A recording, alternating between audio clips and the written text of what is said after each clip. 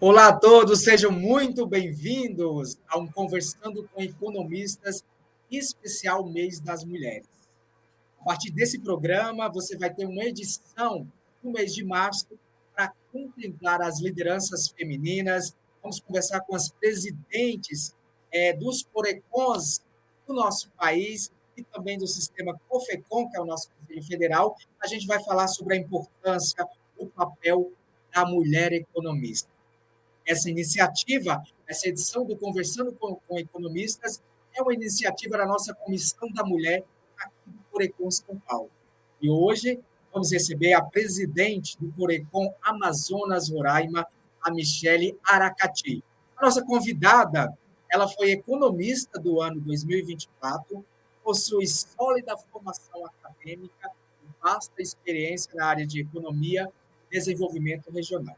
Ela é pós-doutora e doutora pela Universidade de Santa Cruz do Sul, com mestrado e especialização pela Universidade Federal do Amazonas. E acumula também MBAs em Desenvolvimento Sustentável e Economia Circular, além também de Gestão e Docência no Ensino Superior e docente do Departamento de Economia e Análises da UFAM e do mestrado profissional em Economia Aplicada.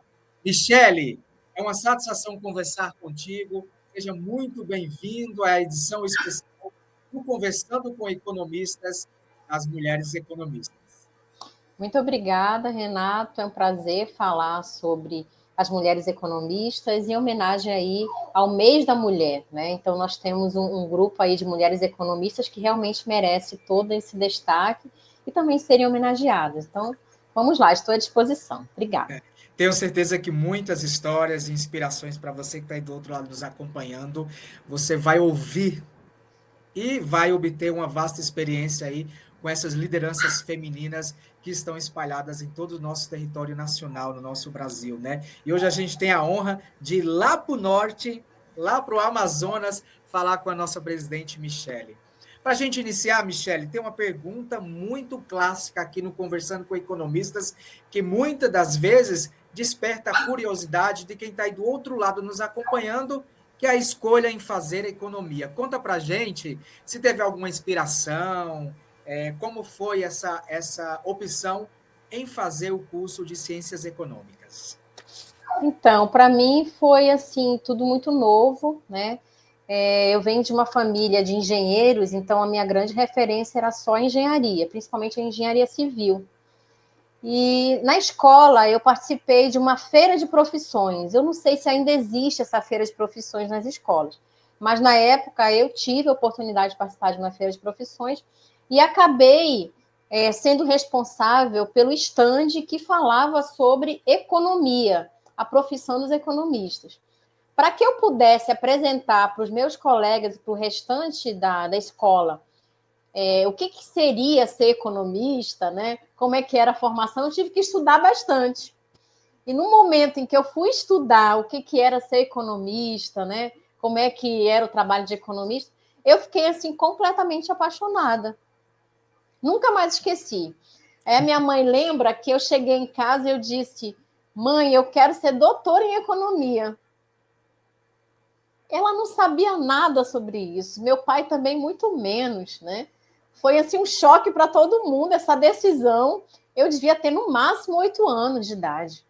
Então decidi ser doutor em economia. Não era ser economista, era doutor em economia. Tudo Acabou. certo. Vou para esse lado, não tem jeito, não tem conversa, não tem nada. Eu vou ser doutor em economia. E foi assim que tudo começou. Então, depois de todo esse período aí como estudante, já estava me preparando para cursar economia. E eu lembro muito que aqui na região norte, nós tínhamos uma divisão. Em algum momento, o curso de ciências econômicas ia para exatas, em outro momento, era ciências humanas.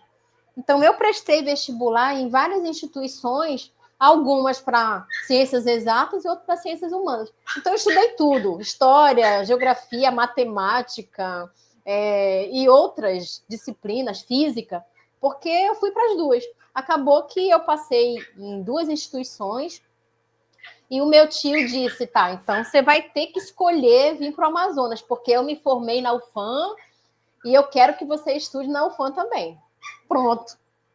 Foi isso que aconteceu. Eu acabei vindo para o Amazonas para poder cursar economia. Saindo dessa bolha de engenharia que todos os meus primos, os meus tios, as esposas, os maridos, todo mundo é engenheiro. Eu sou a única economista da família como um todo. Eu tenho certeza que a escolha foi. Não se arrependeu, né, Michele? Foi uma escolha Não, certeira. foi. E assim, o meu tio, todas as vezes em que eu sou homenageada por alguma coisa, quando eu terminei o mestrado, quando eu terminei o doutorado, quando eu terminei o pós-doutorado, ele fala para mim, realmente, eu sei que você está muito feliz na sua escolha. E ele ficou muito bravo quando eu disse que eu não ia fazer engenharia. Não vou fazer engenharia. Eu vou sair dessa bolha. Então, eu sou a única economista da família. Todo mundo é engenheiro.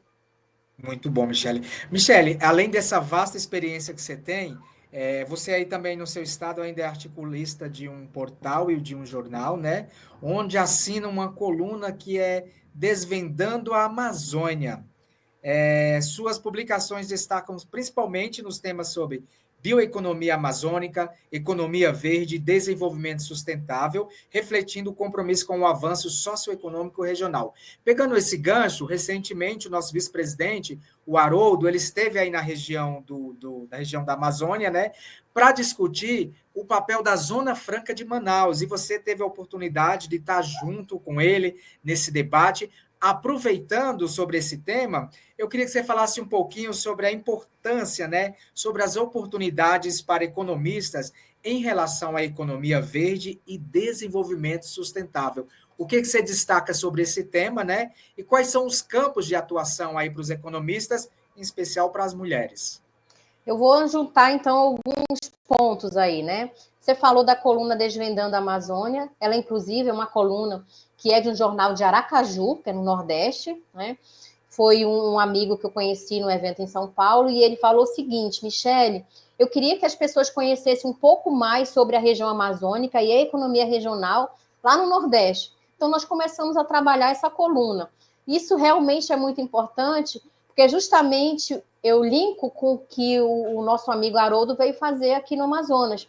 Ele veio conhecer o modelo Zona Franca de Manaus, e um ponto interessante que eu chamo a atenção, Renato, as pessoas precisam conhecer o modelo, porque o modelo Zona Franca de Manaus ele é importante para o Brasil. Por exemplo, televisores, ar-condicionado, ventilador, motocicleta, até as tornozeleiras eletrônicas são fabricadas no polo industrial de Manaus. Caixa eletrônico, barbeadores. E 95% da produção do polo industrial de Manaus abastece o Brasil. Então, eu estou gerando emprego e renda aqui e estou ofertando produtos para o restante do Brasil. E são produtos de muita qualidade. São produtos de referência. Por exemplo, 100% das motos que são produzidas aqui são vendidas para o Brasil todo, que são as entregas, são os motoboys. A gente não pode viver sem eles, né? Então, a gente precisa conhecer para poder, inclusive, preservar, vamos botar assim. Aí eu já puxo o outro gancho que você colocou para mim, que é a questão da sustentabilidade. A ideia de você falar da economia verde, que é o modelo econômico do século XXI, é justamente tentar buscar uma alternativa para complementar o modelo Zona Franca de Manaus a partir dos seus 58 anos. Ele já tem 58 anos. Então, é um modelo exitoso, é um modelo que gera 127 mil empregos, diretos, indiretos e temporários. Se você levar em consideração o efeito multiplicador, multiplica esse número por 5. Então, ele vai espraiar aí economia, riqueza e renda para outros setores, para outras realidades amazônicas. O que seria do Brasil e da Amazônia sem o modelo Zona Franca de Manaus? Então, é justamente isso que o Haroldo veio conhecer. Se vocês puderem conversar com ele, ele realmente ficou surpreso. É engraçado porque você olha assim, o nosso estado ele tem 98% de área preservada. Então, ele é todo a cobertura vegetal, todo verde. E no meio dessa parte verde, eu tenho um polo industrial com mais de 500 empresas. É um negócio assim surreal. São 500 empresas. empresas que têm tecnologia e capacidade de produção ligadas à indústria 4.0. É inovação, é tecnologia. E agora, nesse momento, nós estamos discutindo a participação dessas empresas quando a gente fala do compromisso ESG, que é um outro patamar de discussão, ligado também à economia verde. Então, a minha proposta, que é, inclusive, que vai ser lançado no mês que vem, que é um livro que foi fruto do pós-doutorado que eu concluí agora em janeiro, bem recente, é justamente trazer o modelo com base na economia verde com uma característica complementar ao modelo Zona Franca de Manaus. Porque as indústrias que fazem parte do modelo Zona Franca de Manaus, elas já são indústrias que preservam o meio ambiente, que reutilizam a água, que utilizam energia solar, que estão buscando aí melhorar as condições sociais, ambientais e econômicas do seu funcionamento. Então, eu já tenho, sim, ações e práticas ESG dentro do modelo Zona Franca de Manaus. Mas eu preciso buscar ainda mais alternativas para poder linkar a economia verde com o que a gente tem já do modelo exitoso, que é o Polo Industrial de Manaus. Vamos imaginar, então, nessa dimensão toda aí que a Zona Franca de Manaus oferece, né, em relação à produtividade, em relação à geração de emprego e renda, não só para a região norte, mas especificamente para todo o país, para o estudante, para o aluno que está iniciando agora o curso de Ciências Econômicas, que quer entender um pouquinho sobre a economia verde. Quais são os caminhos, Michele? Se eu for chamar atenção em relação às perspectivas, né, a economia verde ela está dentro do que a gente chama de novas economias. Então, dentro da economia verde, eu tenho a economia circular, a economia de empresas, a economia da sustentabilidade, a economia ligada aí com aspecto à mulher do mercado de trabalho, uma economia, por exemplo, voltada, economistas ligados às startups. Nós precisamos observar que eu tenho aí a necessidade de formar economistas para atender as startups. Aqui no Amazonas, eu tenho inclusive um trabalho que fala sobre isso, eu chamo Startups da Floresta, porque são startups que são modelos de negócio que fazem uso dos produtos que vêm da floresta. Então, eu tenho possibilidade de ter aí o know-how de empregabilidade e também esse economista trabalhar junto às startups da floresta. Micro e pequenas empresas. Aqui no Amazonas, por exemplo, a gente fala muito do modelo Zona Franca de Manaus, mas é justamente o setor de serviço que mais emprega voltado ao modelo Zona Franca de Manaus. Alimentação, saúde, transporte, fardamento, tudo isso gera emprego e renda com base no modelo Zona Franca de Manaus. É todo um ecossistema, né, ligado a isso. Eu acho que uma outra economia também interessante é a economia solidária, que a gente fala tanto no sistema Corecon-Cofecon, né? O economista solidário, ele além de fazer o papel de economista no base aí no aspecto da variável econômica, tem uma questão social e também junta aí o aspecto ambiental. Então, essas novas áreas da economia, eu penso que sejam as mais exitosas quando a gente fala aí de olhar para o futuro. Além de oferecer, né, um vasto campo de atuação para o economista. Aproveitando que você falou um pouquinho sobre economia solidária, aqui no Corecon a gente tem uma comissão super atuante de economia solidária. Eu tive a experiência de, no ano passado, visitar projetos reais de economia solidária por meio da nossa comissão, onde nós fomos até a cidade de São Carlos e em cima do que vimos lá de experiências reais, Michele, a gente produziu um mini doc, falando sobre a economia solidária. Então, quem quiser, só resgatando aqui, quem quiser tiver o interesse de rever, de assistir, acessa nosso canal no YouTube e na TV Economista, procura pelo doc, que vai ter uma experiência inexplicável, que foi o que eu vivi quando eu fui lá e vi na prática, que é muito gratificante. Agora, Impacto Michele, social, econômico, ambiental. Olha o sorriso que você dá de falar de economia solidária. Então, é exatamente, isso que a muito gente gratificante. precisa. Pois é. Trazendo um dado agora muito importante, nas minhas pesquisas, eu vi que, segundo os dados do Conselho Federal de Economia, né, 26,81% do total de registrados de economista do Brasil são mulheres. E agora, em uma recente matéria, nesse mês de fevereiro, do portal G1, ele traz o seguinte dado: a importância das mulheres na carreira acadêmica brasileira é uma realidade evidenciada pelo número de pesquisadoras, que, segundo dados do MEC, o Ministério da Educação, desde 2003 já supera o de homens em doutorados. Outro dado, ele fala o seguinte: no mestrado, a inversão ocorreu antes, em 1997. No entanto, as figuras femininas, na ponta das pesquisas, afirmam que o preconceito ainda impõe vários obstáculos que dificultam a progressão para o pós-doutorado ou mesmo para o mercado de trabalho. Falando um pouquinho sobre esse dado, né, na inserção da mulher no mercado de trabalho, na inserção da mulher como liderança também nos conselhos regionais, que é o seu caso, eu trago outro dado. Você, Michele, é a terceira mulher a ocupar o cargo na história do Corecon Amazonas. Eu queria que você falasse um pouquinho da importância de ter uma mulher na liderança de um conselho e nesse aumento, né, nessa presença feminina aí, ocupando os cargos principais, também tendo o mesmo salário que homens, sem distinção se é isso, se é aquilo, de cor, de raça, mas sim de humanidade, né? Eu queria que você falasse um pouquinho sobre esse assunto. Começa falando sobre a questão das universidades. Nós temos realmente, nesse momento, uma quantidade maior de alunas, né, na universidade. Isso veio principalmente pela inserção aí dessas possibilidades de você ingressar na universidade, vindo assim de camadas mais inferiores da sociedade. Então, isso foi muito positivo. E nós temos muitas mulheres na universidade, e no caso da economista, isso é uma realidade aqui do Amazonas, tá? Nós temos muitas mulheres economistas formadas, mas poucas mulheres economistas atuando como economistas. O que falta?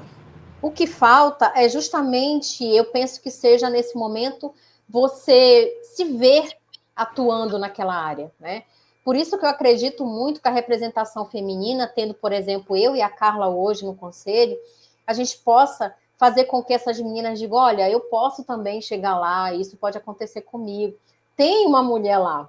Recentemente eu recebi um grupo de alunos lá no conselho, aí teve uma aluna que falou assim, professora, eu só vejo homens aqui nessas galerias de presidente.